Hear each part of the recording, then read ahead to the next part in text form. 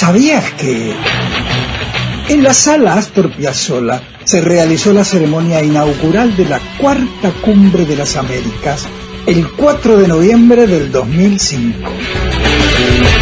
Un evento crucial en el desarrollo de las políticas internacionales de América y especialmente de América del Sur.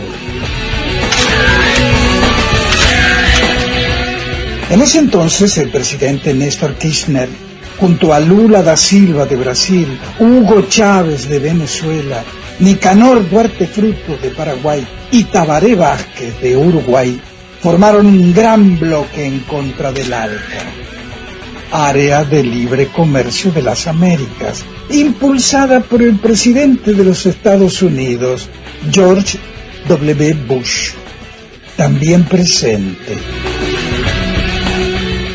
Nuestro continente en general y nuestro país en particular es prueba trágica del fracaso de la teoría del derrame.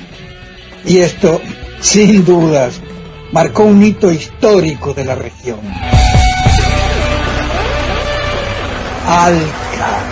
ALCA. Y la frase la completó en su momento el propio Hugo Chávez en el Estadio Mundialista de Mar del Plata. En la tarde lluviosa del 4 de noviembre, un día como hoy, era un viernes, hace exactamente 15 años, cuando en la Argentina se desarrollaba, y en Mar del Plata precisamente, la Cuarta Cumbre de las Américas, y frente a eso, la contracumbre, la Cumbre de los Pueblos.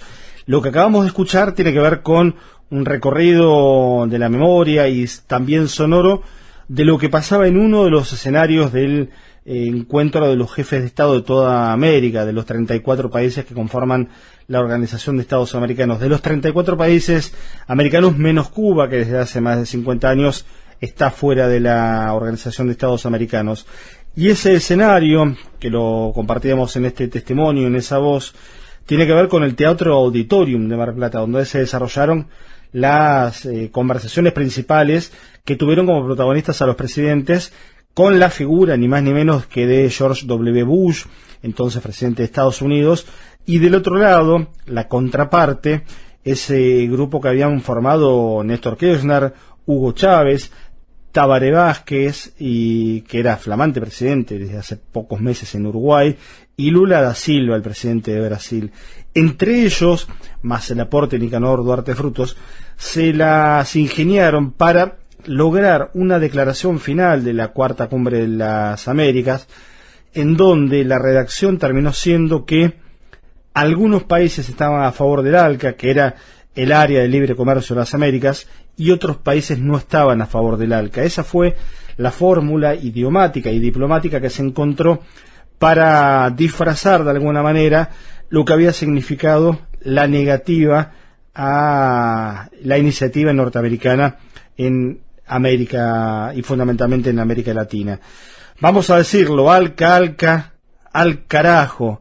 ¿Quién enterró el ALCA? Los pueblos de América enterramos al ALCA, hoy, aquí en Mar del Plata. Eso decía Hugo Chávez el día de la lluvia en el Estadio Mundialista, con Diego Maradona a metros de él, que había sido parte de el Tren del Alba, un Tren del Alba que había partido desde Constitución un par de días antes, con destino a Mar del Plata, con dirigentes, con militantes, con enviados de todo el mundo que venían a participar de lo que significaba uno de los grandes golpes que tuvo Estados Unidos en toda su historia, que fue la negativa de América Latina y fundamentalmente de estos países, Brasil, Argentina, Venezuela, Uruguay, Paraguay, a el intento de imponer un área de libre comercio que sabemos cómo terminan, porque las áreas de libre comercio terminan siempre favoreciendo a los poderosos y perjudicando a los países dependientes. Bueno, era el caso del ALCA.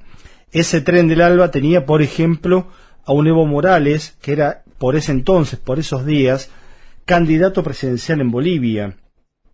El 18 de diciembre ganaría las elecciones en Bolivia Evo Morales y en enero ya asumiría en 2006, inaugurando un proceso que se continuó hasta el año pasado, cuando fuera el golpe de Estado que lo desalojó del gobierno y del poder al MAS, todo este año hasta la vuelta. Pero eso es otra historia. Nos queremos centrar en lo que pasaba hace 15 años allí en Mar del Plata, en esa cumbre de las Américas, la cuarta cumbre de las Américas y la contracumbre de los pueblos.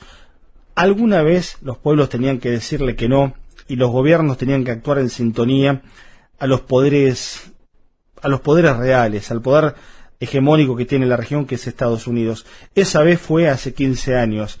Por algo, en la historia, los procesos que no son lineales y que no se desenvuelven automáticamente como si fuera un partido de fútbol, los procesos que pueden llegar a tardar años, por algo la vuelta de todo eso, por algo el vuelto de esa historia, tuvo que ver con un Lula encarcelado, tuvo que ver con un kirchnerismo perseguido, precisamente por todo ese mecanismo lawfare, por algo también los ataques a Venezuela, porque mucho de eso se debe a que en su momento estos países, con estos dirigentes a la cabeza, se pusieron de pie y mostraron una autonomía y una independencia de criterio como nunca antes se había mostrado en el continente americano.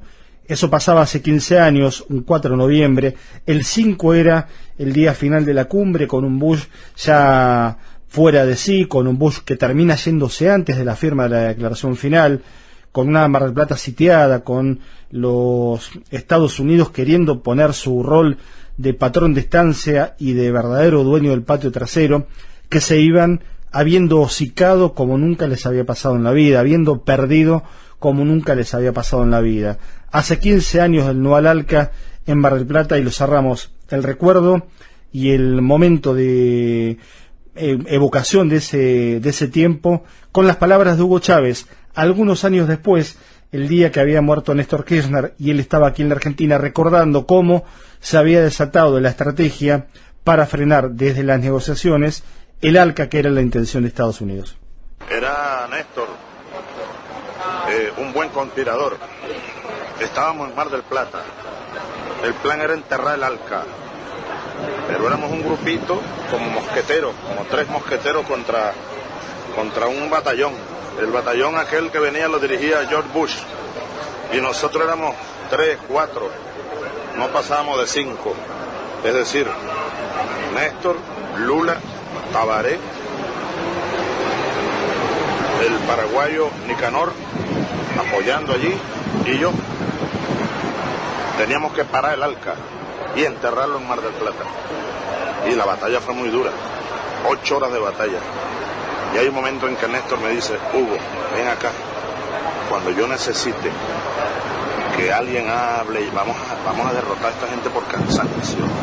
Le digo, cuenta conmigo, y aquí no nos vamos hasta que no los derrotemos, al Bush y su gente, ¿no? Todos los presidentes, casi todos, menos nosotros aquí.